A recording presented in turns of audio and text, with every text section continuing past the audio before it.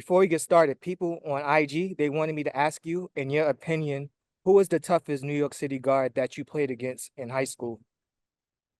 Toughest New York City guard is well, it's two, Andre Barrett and Tyler Brown. Um, Obviously all three of us was McDonald's All-Americans, so played against each other since we were kids. All went to the Big East, so I would say those two. How about Booger Smith? Did you ever play against him?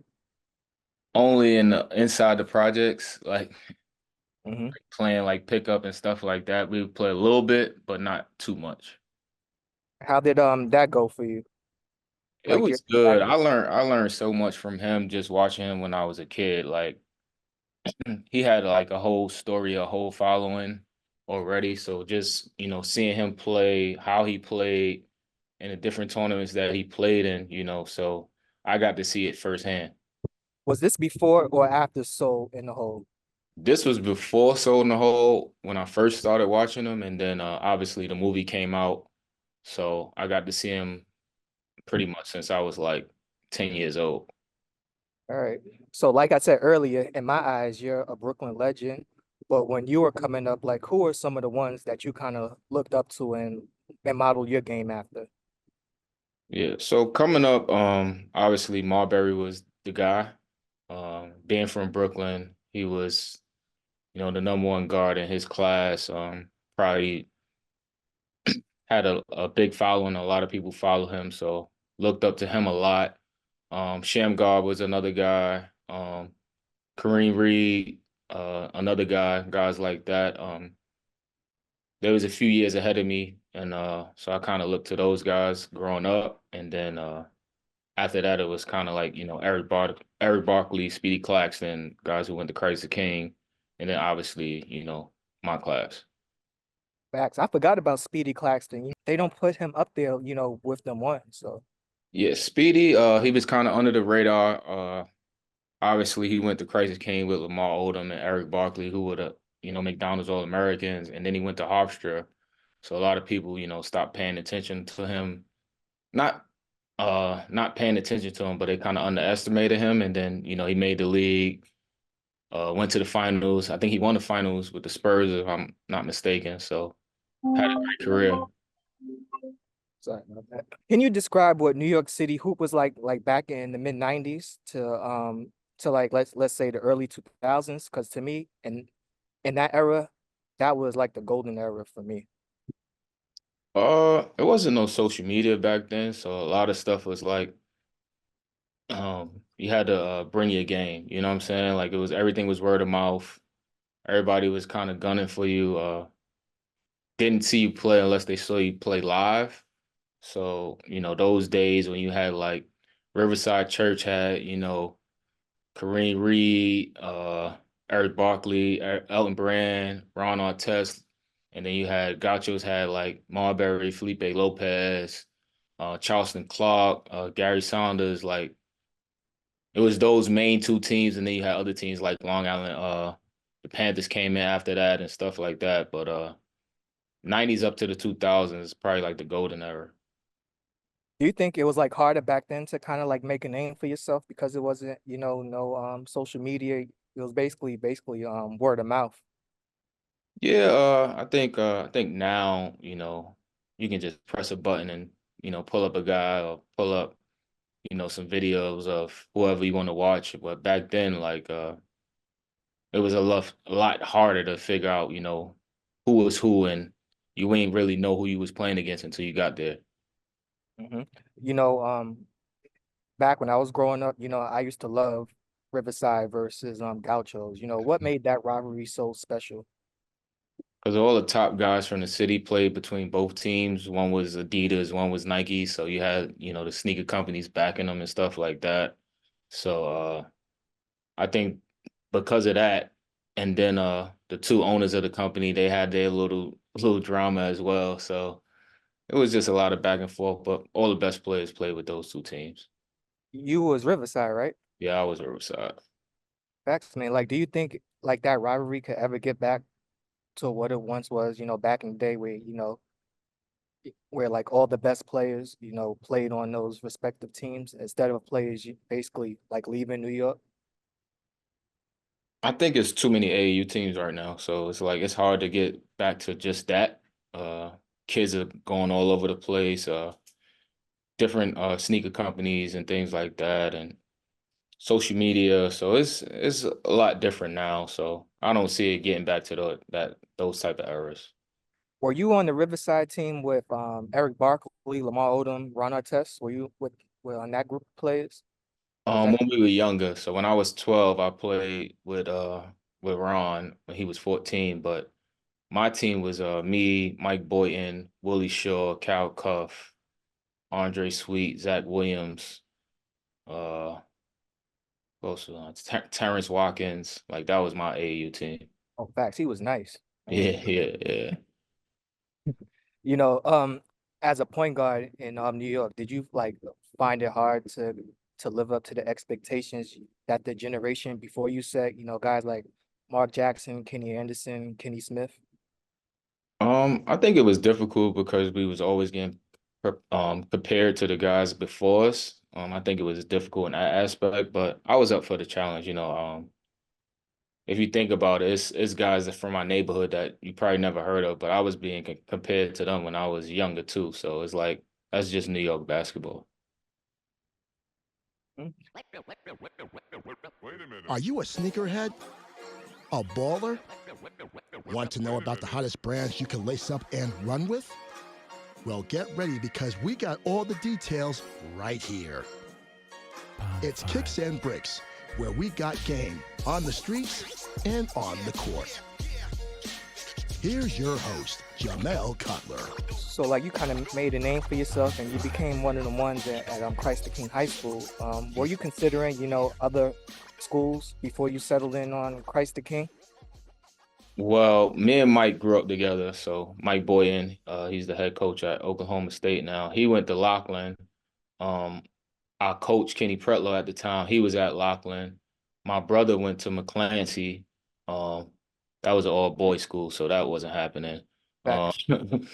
but probably just Lockland, McClancy, and Christ the King was, the three schools I thought about going to.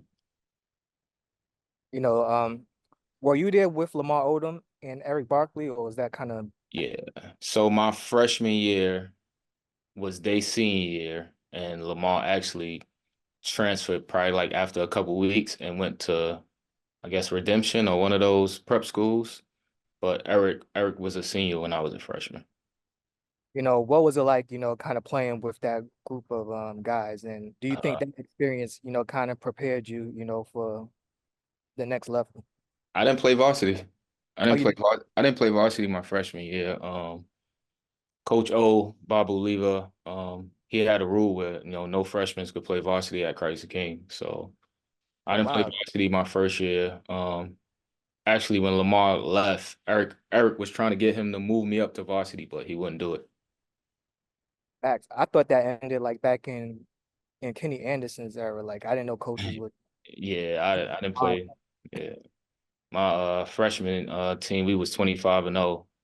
So we Eric was trying to get him to move me up, but he wouldn't do it.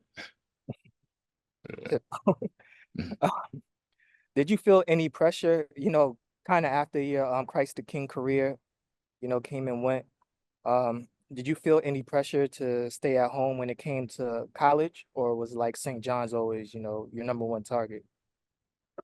Um, I almost went to UNC. That was the school I committed to first. I committed to go to UNC. Some stuff happened where things happened after I committed, and they decided to, take the scholarship back. And once that happened, I was set on, staying home, staying in New York. Felt comfortable. My family was able to come watch me play, so I felt like St. John's was the best place for me.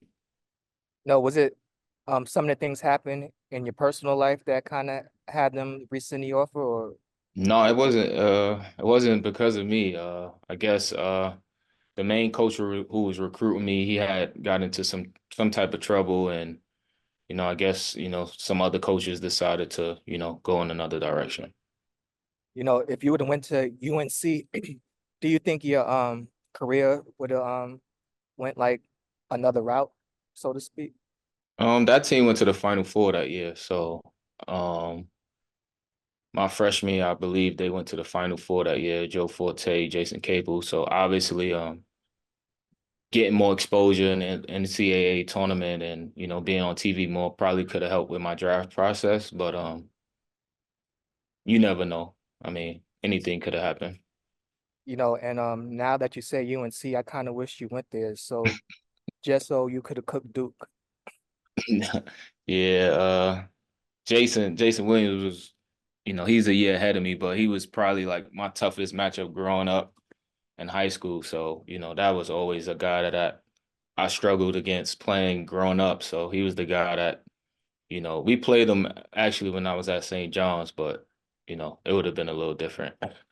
Well, white chocolate, Jason Williams. No, Jay Williams. Oh, Jay Yeah, Williams. Jay Williams. People forget Jay Williams was, Yeah, yeah. yeah, he was that guy. Boy, I couldn't stand him or JJ Redick. Just call me a hater, I guess. Yeah. All right, man. So like at St. John's, eventually you went there. I'm glad you went there. You led the team in scoring as a freshman. What was it like being, the man, so to speak, for such a historic city program? It was it was good. It had its good and bad times. When we was winning, everything was good, but when we lost, it fell on my shoulders. So, To um, you up? yeah, it was a lot of pressure on that aspect. Not we didn't win a lot of games, so that kind of put a lot of pressure on me as well. And you know, I went there with three guys that I played AAU with, so it was something. And then Darius was supposed to go there. Darius Miles was supposed to go there before he went to the draft. So it was a lot of stuff that happened leading up to it. But I felt like, you know, personally, I felt like I had a pretty good season, but we didn't win. So when you don't win, you don't have success. Your stock can drop in the draft and things like that. Facts. It's funny that you mentioned Darius Miles. Like I also saw that Lenny Cook, he was at one point committed to go there. Like if they would have locked up Darius and Lenny Cook, like would you stay like another season and kind of make a Final Four run? Well, Lenny grew up under me, so Lenny was, I think, a year or two after me. So I kind of, he kind of came up to me and asked me, should he go there, and I told him he should. And ultimately, he didn't, go the college route, but he was a few years after me. I probably would have been gone by then. Oh wow, still. Yeah, I was going to do 2 years max. What was it like playing in the old Big East? Like, do you think that that conference can, get back to the way it once was? Because, that style of basketball, I was raised on that. And, I just wish that Syracuse would come back, like even Louisville. I wish they would come back. I can't keep up with the conference. It's like all the schools is all over the place now. You got some I think UCLA or somebody just went to the Big Ten. Like I can't keep track. But the Big East with, Georgetown, Syracuse, Providence, um, UConn, like those were the days. I can't even tell you who's in the Big East right now. A bunch of teams from the Midwest. Yeah. Um, I don't know. I went to watch St. John's against Seton Hall last week when I was home out for the All-Star break, and mhm. it was at the UBS arena. It felt strange. It was a little different. The gentrified Big East. That's what I call it.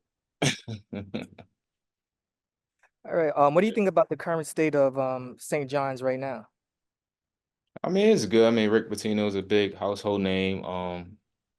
It's hard to keep up with college basketball with the portals and everything. I feel like a lot of guys are not staying in school long, so I think that aspect of it is, hurting the game as well. I mean, guys are transferring after 1 year, so it's hard to really keep track of anything, but I think they're trying to do the right thing. I think they're trying to, do a good job there. Obviously, having a household name like Patino there is going to attract, recruits, and, hopefully he can turn the program around. I really think he can because, some of the alumni, they're getting their NIL money up. Hmm. And, just with Patino, I really think he can within, I'll give him 4 years. I think Mm-hmm. next 4 years that they can at least be a Sweet 16 type of team. Mm-hmm. But that's just me thinking out loud. But did you see that white suit that Patino wore yesterday? No, I didn't see it. That shit was clean, man. No, I didn't see it. Looked like he was draft ready. Mm-hmm. As an alumni of St. John's, since you've been gone, there's been so much turnaround with the coaches. Norm Roberts, he took over from after Mike Jarvis left. As an alumni, what is it like seeing a program go through like so many changes and instability coaching wise? Um, to be honest, I haven't been the best alumni person. I mean, I haven't been really keeping up as much as I should be. But I just want them to get the program right, get the situation right. But it's up to us as former St. John's players and, people to, show up, show support, help recruit, talk to guys. So it's a total effort of all of us to, you know, get into that, Duke mentality or that, Kentucky mentality where everybody comes back and, show support to the new teams and stuff like that. All right, so then you spent your one season at St. John's. What were some of the factors that went into your decision to leave after your first year? I felt like I had a pretty good year. I was second in the nation in assists, averaged almost 16, 70, 17 points a game. I felt like, again, Jay Will decided to stay in school for another year, so I felt like the point guards coming out of college, I felt like I had a chance to be in, one of the top two or three point guards taken. So that played a big part in me coming out, and then trying to help my family. So trying to get us out of the hood. So that played another part in it too. During that draft, you had other guards like Tony Parker, he's a Hall of Famer, Gilbert Arenas, Jamal Tinsley. There was another guy, Raul Lopez, I believe was his name. They was Hmm. all selected like within your draft range. How did it feel to like kind of see those guys, kind of go before you?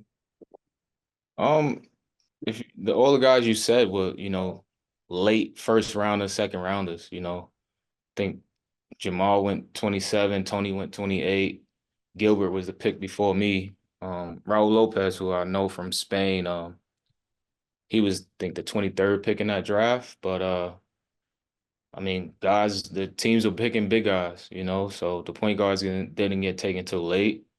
Um, Obviously, Gilbert, being a second round pick, becoming a great NBA player. Those guys had great opportunities and made the most of it. I feel Jamal Tinsley is one of the most underrated point guards, of his time. You Mhm. feel the same way? Yeah, I mean, he had the Indiana team in the playoffs each year. I don't know. I think they made the playoffs every year he was there, so he Mhm. don't get as much credit as he need for what he did with that team. He ran the show. Obviously, you had, Jermaine O'Neal and Reggie Miller, but, he was the guy who had the ball in his hand a lot and, made the right decisions. So I think, basketball people know what he did for that team, but I think sometimes he get overlooked. All right, so after the draft, the Magic traded your draft rights. Really didn't make a opening day roster, so you kind of bounced around it was called the D League at the time. Hmm. Um, what was your mentality back then, playing in the D League? Did you kind of feel it was like a fall from grace, sort of? Um, guess it was a gift and a curse. I feel like that was the first year of the D League. So I didn't have to like scramble and try to figure out where I was going to play at after, not making NBA team, kept getting cut. So that was a place where I can go to and play right away. I felt like if that league wasn't around, I know they had like the ABA and the CBA and things like that, but it wasn't, NBA ran, so it was a little different. Mhm. But it helped me out at the time, and it was great for me to, stay around and try to make the NBA. If the D League existed back then like it does today for the G League, do you think like the playing career would have went differently here in the States? Yeah, I mean, I had that conversation with people around here. It's like a guy in my position, being 19 years old, coming out, um, getting cut. Maybe at that time Denver wouldn't cut me. They would just, make me a two-way or put me on their G League team, and I'll still be around the organization. So it definitely would have helped me a lot if, we had the G League or the D League at the time when I first came out of school. Facts, man. So like then eventually you ended up with a stint with the Trailblazers during the Jailblazers era. Like, do you have any wild stories from that time period? Being in the locker room with all those strong personalities. I know you got something for me. Nah, when I got there, they was kind of like trying to clean house. So I think Rashid was there only a little bit of time while I was there. Bonzi or Ruben Pattis. It was like a really great group. Like we hung out a lot. But I wasn't there long enough. I got there in January, so guys already had formed their bonds and things like that. But D Miles was on the team at the time, and Zach Randolph was on the team at the time, and we all grew up in high school playing against each other, Nike camp together, AAU against each other. So we was close. So I got to hang out with those guys a lot. From a hoop standpoint, playing overseas in Europe, Hmm. what is the adjustment like from like, going from playing American style basketball from back then to to Euro style? Yeah, it's kind of crazy. I saw a picture or video from my first year in Belgium, and the court had the triangle. So it was water paint, but it was like playing in college, same rules as college. You can play zone. Um, it was physical and things like that. The only adjustment was the language barrier, trying to speak to my teammates and things like that. I was fortunate enough to have 6 Americans on my first European team, so that helped me out a lot. But the basketball style was the same like college, just a lot more physical. I see videos of the atmosphere in Europe. They do all this chanting, like Yeah. sending up flares.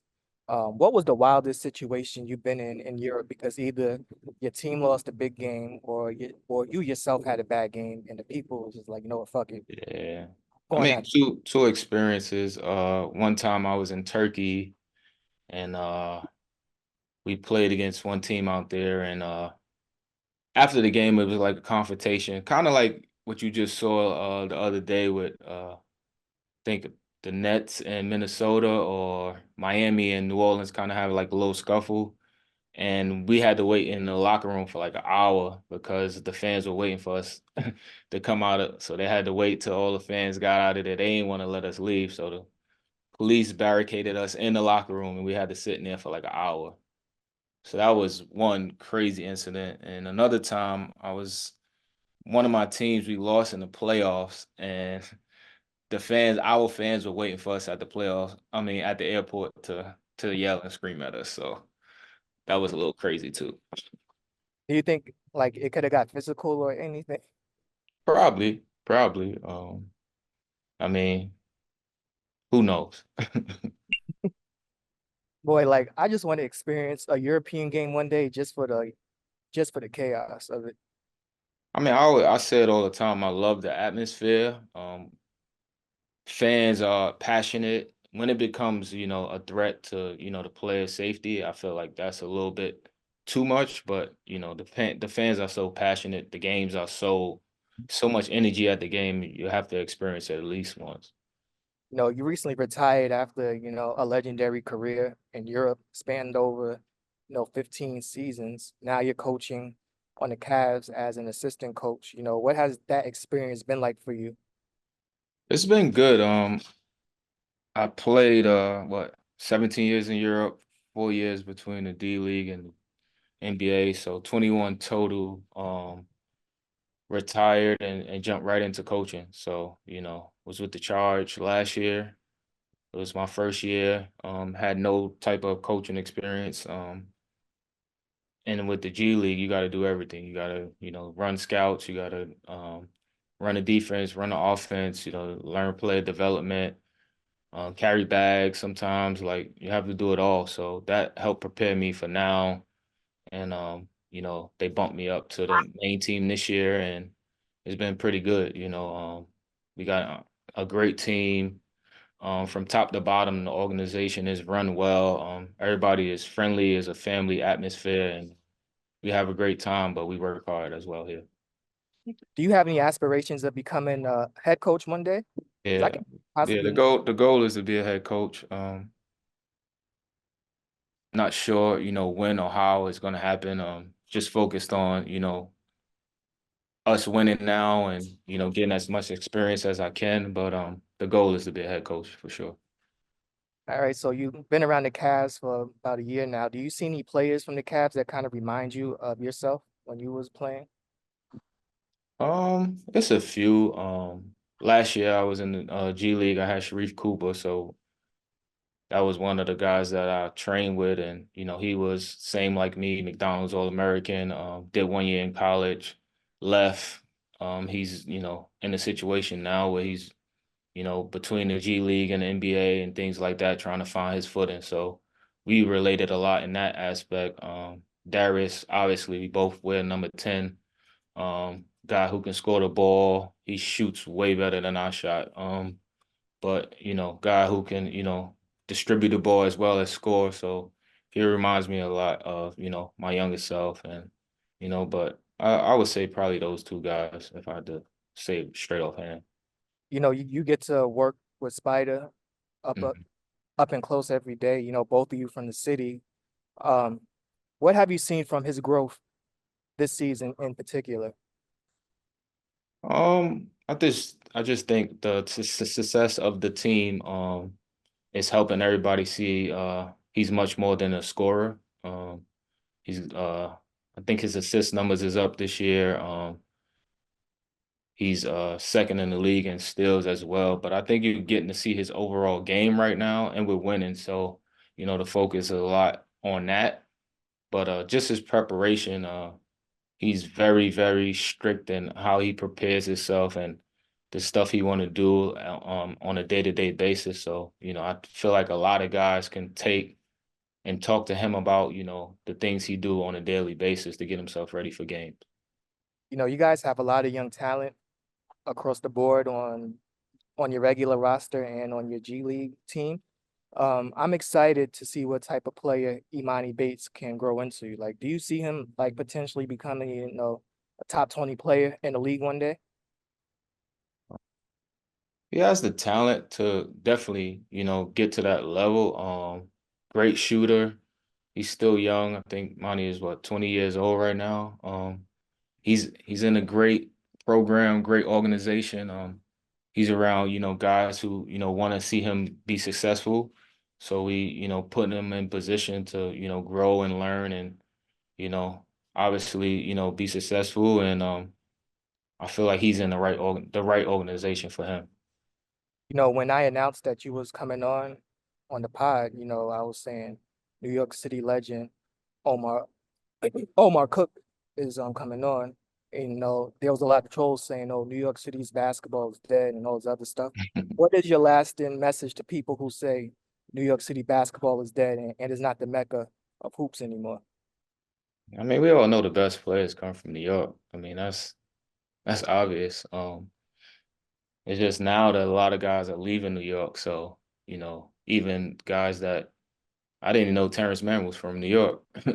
So, a lot of guys are leaving New York, going to, different prep schools and things like that. But, I always say the best players in New York, from New York. I argue with California guys here on the team, argue with guys from Chicago here on the team. And, I'm still going to say New York is the mecca. Facts. I usually get into it with the Chicago dudes, but it's mostly, based off respect, mostly. All right, man. Thanks again for coming on.